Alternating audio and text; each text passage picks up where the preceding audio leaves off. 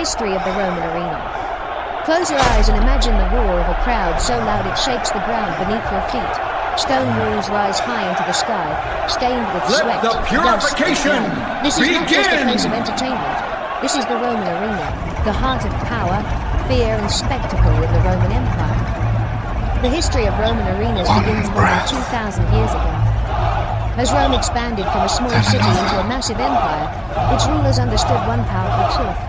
Controlling people was not only about armies and wars, but also about distraction. The arena was created to keep the masses entertained, obedient, and loyal to Rome. The most famous of all arenas was the Colosseum, built around 80 AD in the city of Rome. It could hold more than 50,000 spectators. Rich senators sat close to the action, while poor citizens crowded the upper levels. Emperors believed that if people were fed and entertained, they would not rebel. This idea became known as bread and circuses. But what happened inside the arena was far from simple entertainment. The arena was a place of life and death. At the center stood the fighters, often mistakenly called knights, but historically known as gladiators. Gladiators were not noble heroes by birth. Most were slaves, prisoners of war, or criminals sent to the fight. Some were volunteers, desperate men who traded freedom for fame, money, or survival. Gladiators trained in special schools called ludi. These schools were harsh and brutal. Fighters trained daily with wooden swords heavier than real weapons, strengthening their bodies beyond normal limits. Their lives were controlled. They ate specific diets, followed strict routines, and were punished severely for disobedience. Despite their low status, gladiators were admired by the public. They became the celebrities of ancient Rome. Women admired them. Audio toward a full 20-minute listen. By script, History of the Roman Arena, Part 2. Where the story of the Roman arena developed in the form of gladiators. To truly understand its power, we must look deep into the minds of the people who watched, cheered, and demanded more blood. For the average Roman citizen, the arena was not seen as cool, it was seen as normal. Violence was part of life. Rome was built on war, defended by war, and celebrated through war. The arena turned death into a lesson. Strength survives, weakness dies. From a young age, Roman boys were taught to admire fighters. Courage in the arena was considered the highest form of honor. Even slaves who fought bravely earned respect, something almost impossible in Roman society. Before a gladiator had stepped into the arena, he took a sacred oath. He swore to endure burning, chains, beating, and death by the sword. This oath stripped him of fear. Once taken, his life no longer belonged to him, it belonged to the crowd. On the day of combat, the arena became a living monster. Trumpets echoed through the stone corridors. Gates creaked open. Sunlight poured onto the shiny-covered floor, stained dark from harsh battles. The smell of iron, sweat, and animals filled the air. The crowd roared, demanding violence. Gladiators entered the arena in formal procession, saluting the emperor. Contrary to popular myth, they did not always say, "We who are about to die salute you," but the meaning remained the same. Death was expected. When the fight began, there was no mercy in the first moments. Fighters tested each other, probing for weakness. Shields slammed, swords clashed. Every movement was watched by thousands of eyes. Against animals, the fear was even greater. Lions leapt with terrifying speed. Bears crushed bones with a single strike. The sand became slippery with blood, making every step dangerous. One mistake meant death. The crowd reacted instantly. Cheers for attacks, screams for fatal wounds.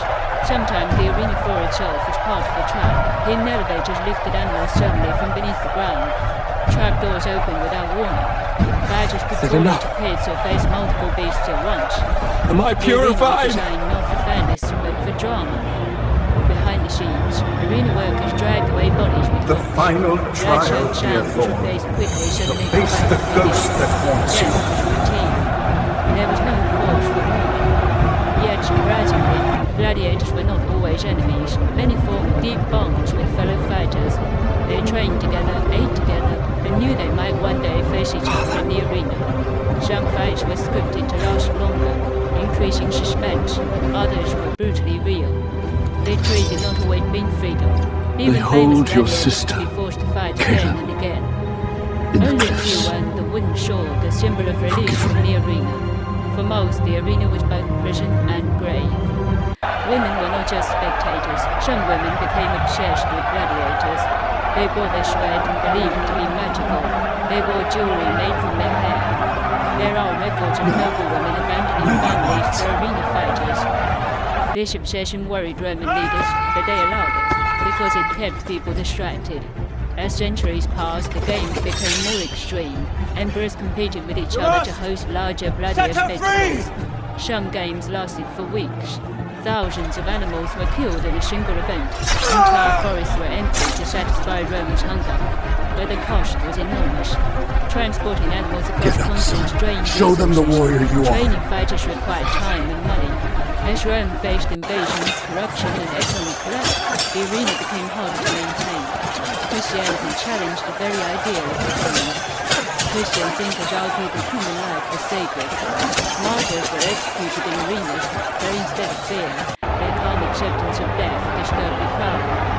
Slowly, public opinion began to shift. By the time gladiator fights were outlawed, the arenas had already begun to lose their magic. Stone sheets cracked, underground tunnels flooded.